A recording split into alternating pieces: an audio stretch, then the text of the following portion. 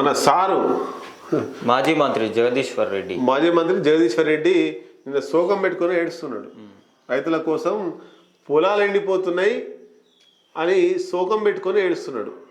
ఒకసారి ఆ వీడియో చూపిన. వీడియో ఉందా? ఉంది, వాట్సాప్లో ఉంది. దేని పంపించి నాదనే ఉంటుంది.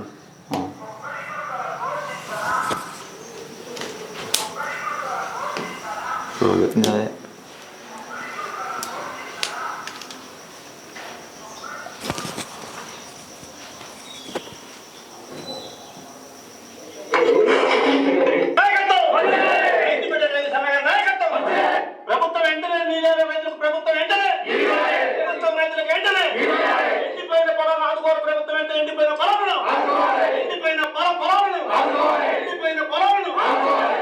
తక్షణమే రైతులకు న్యాయం చేయాలి. తక్షణమే రైతులకు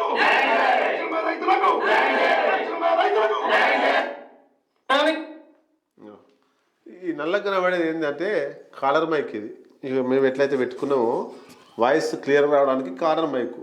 అంటే ఇది ఎవరు ఆయన పెట్టింది ఏం కాదు, ఎవరో జర్నలిస్టులు వచ్చారు కాబట్టి అలా ముందు యాక్షన్ చేస్తున్నాడు. నిజంగా బీఆర్ఎస్ పార్టీ అధికారంలో 10 సంవత్సరాలు ఉన్నప్పుడు నీళ్ళు ఎండిపోలే, పొలాలు ఎండిపోలేదా? ఎండిపోయినాయి, పొలాలు ఎండిపోయినాయి.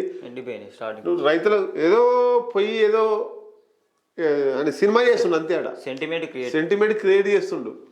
నిజంగా జగదీశ్వర్ రెడ్డికి దమ్ముంటే భువనగిరికి వచ్చి మాట్లాడను. భువనగిరిలో రాగిరి ఉంటుంది, రాగిరి దగ్గరికి వచ్చి మాట్లాడమని.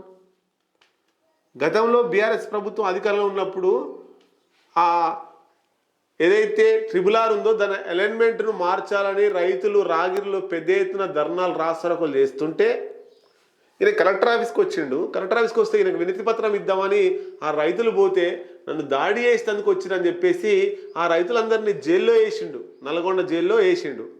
ఆ రైతుల్ని వాళ్ళని మళ్ళీ కోర్టుకు తీసుకొచ్చేటప్పుడు బేడీలేసి తీసుకొచ్చారు. ఆ ఘనత ఎవరిది? మన జగదీశ్వర్ రెడ్డిదే. ఇప్పుడు శుద్ధపూస లెక్క కళ్ళకు నీళ్ళు పెట్టుకొని ఏడుస్తుండు. రైతులు నీళ్లు లేక మరి పొంటలు ఎండిపోతే చూడలేక. ఎక్కడ ఇది? సూర్యాపేట జిల్లా పెన్పాడు మండలంలో సాగునీరు సక్రమంగా అందడం లేదని రైతులు గుర్తు చేసుకుంటూ భావోద్వేగానికి గురైనట్టే ఏడిచిండు. ఇదంతా నటనే, ఇదంతా ఉత్తముచ్చటే. నిజంగా అప్పుడు రైతులకు బేడీ లేపించింది నువ్వు కాదా? బేడీ లేపించిన పాపం నీకు తలగదా? బేడీలు రైతులు కనీసం వినతి పత్రం ఇస్తే అందుకు వస్తే దాడి చేసిరని చెప్పేసి జైలుకు పంపించినావు. మరి అప్పుడు కళ్ళకు నీళ్ళు రాలేదా? రైతులు జైలుకు పోతుంటే రైతుల చేతులకు బేడీలు వేస్తుంటే అప్పుడు కళ్ళకు నీళ్ళు ఎందుకు రాలేదు? కనీసం వాళ్ళని పరామర్శించలేదు, వాళ్ళ బాధ ఆలకించలేదు, వాళ్ళకి ఎందుకు న్యాయం చేయలేదు? ఇప్పుడు రైతులు గుర్తుకొస్తారా? అంటే సూర్యాపేటలో ఉండే రైతులా? నిజంగా అప్పుడు మరి కేసీఆర్ అధికారంలో ఉన్నప్పుడు, బీఆర్ఎస్ పార్టీ అధికారంలో ఉన్నప్పుడు రైతులు నీళ్లు లేకుండా బాధపడలేదా? పంట పొలాలు ఎండిపోలేదా? ఎండిపోయినాయి. మరి అప్పుడు ఎందుకు పరామర్శించలే? అప్పుడు అధికారంలో ఉంది కాబట్టి ఎవరు కళ్ళకు కనబడరు. ఇప్పుడు అధికారంలో లేడు కాబట్టి అంత డ్రామాలు ఇవన్నీ కూడా. మళ్ళీ 10 కావాలంటే సెంటిమెంట్ క్రియేట్ చేసి మళ్ళీ ఏదో చేసి రైతుల తరఫున కొట్లాడుతున్నాడు. మరి రైతుల తరఫున కొట్లాడు. ఆ అలైన్మెంట్ మార్చాలని RRR రైతులు బాధపడుతున్నారు, వాళ్ళకి వచ్చి కొట్లాడాలి. అప్పుడు పైలశేఖర్ రెడ్డి ఈయననే కేసులు పెట్టించారు వాళ్ళ మీద.